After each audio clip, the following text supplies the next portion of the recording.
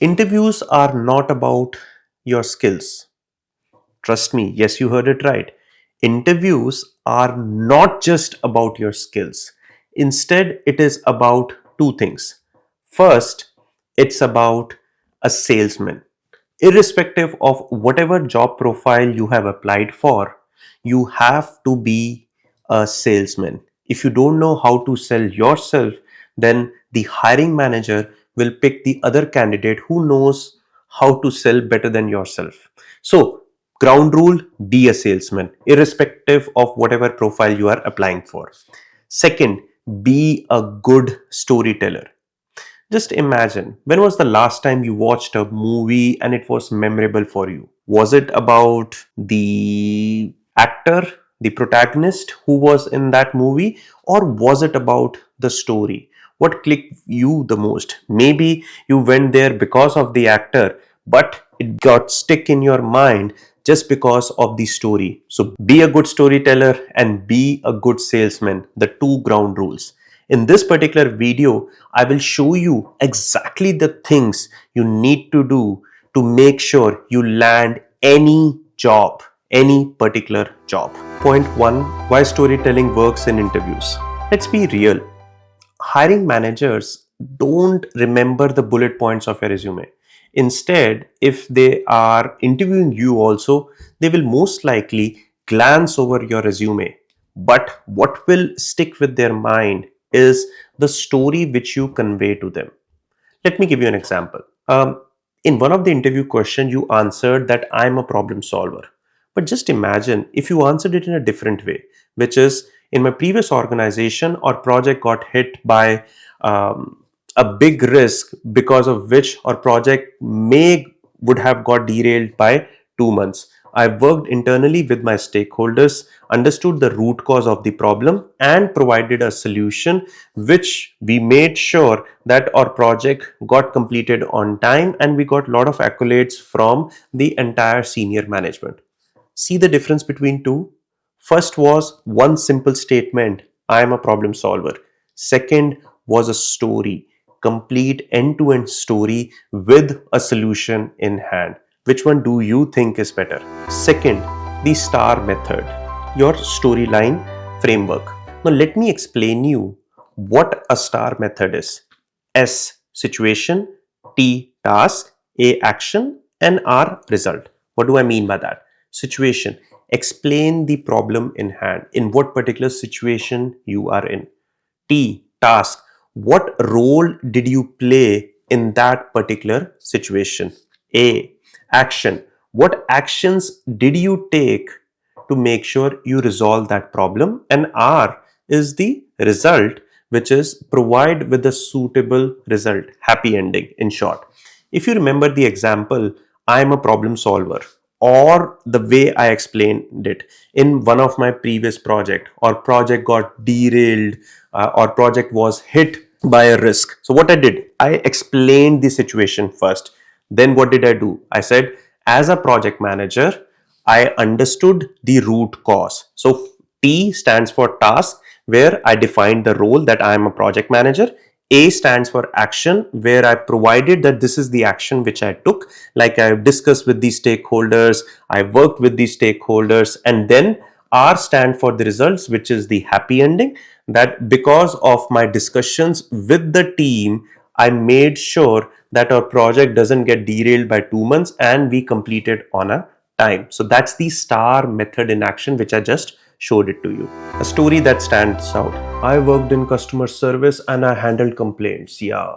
So one of our customers was about to leave us because of a delivery issue. As an account manager, I worked with the internal stakeholders to understand why there is a shipment delay. Based on the root cause of the problem, I came up with a solution, an alternative route which can help us to resolve that delivery issue by 10 days.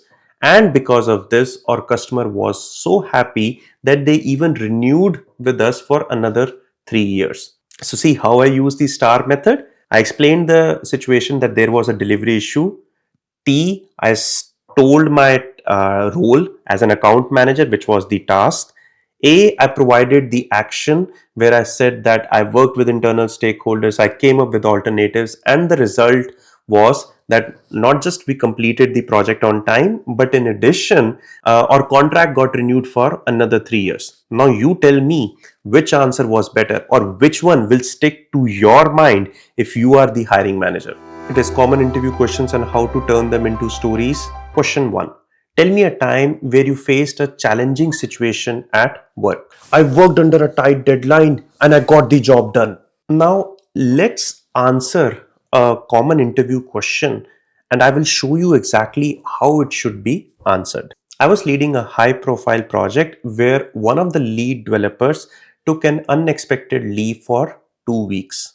As a project manager, I worked internally with my team of stakeholders and the other developers who can pick up this slack, because in the end we did not wanted our project to get derailed and complete on time.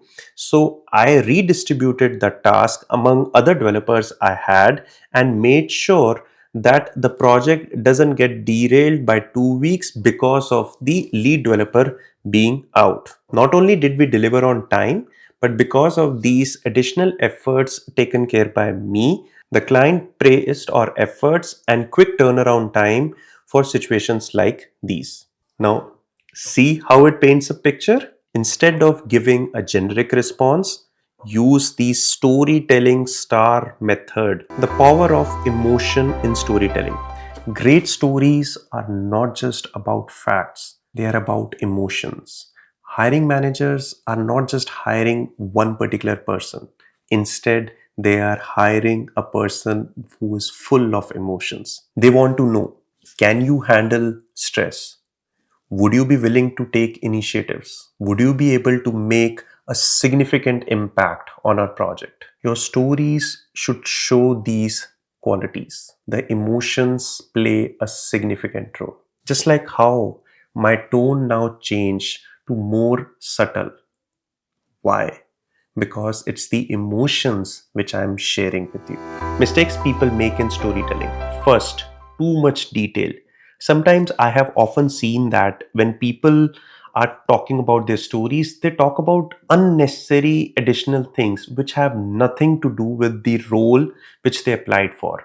Don't give unnecessary information. Second, no clear result. Remember R for star, give results. Have an actionable quantitative result if possible. If not, the result need to be specific. And finally, not personal. The story should be full of emotion. The story should be personal enough that they should feel that, hey, we also go through these issues on day-to-day basis. This is how the real work environment works. So make sure you give a personal story with full of emotions. 7. Make your story relatable. Your story doesn't have to be a dramatic like a movie. No, not at all. It just have to be relatable. The hiring manager need to think that, hey, we are also facing similar kind of things on day-to-day basis. Can this person turn the failure into successes? And tell these stories with full of emotions so that it looks relatable. Last, your homework. Craft your own story. Come up with a detailed project scenarios. Use the star method, the golden rule. Practice it, refine it. Many times I've heard this that, hey Varun, I'm better if I go unprepared. It makes me look unscripted. Please don't give me that. You have to prepare it. Trust me, when you walk into those interviews, you will be better prepared. You will be confident. Remember, don't just answer questions, tell your story. Use the star method. If you like my strategies, hit on the like button, subscribe button of my YouTube channel, and don't forget to join my 2-hour live free masterclass where I share these type of strategies day in and day out. So I'll see you in the live masterclass. Link below.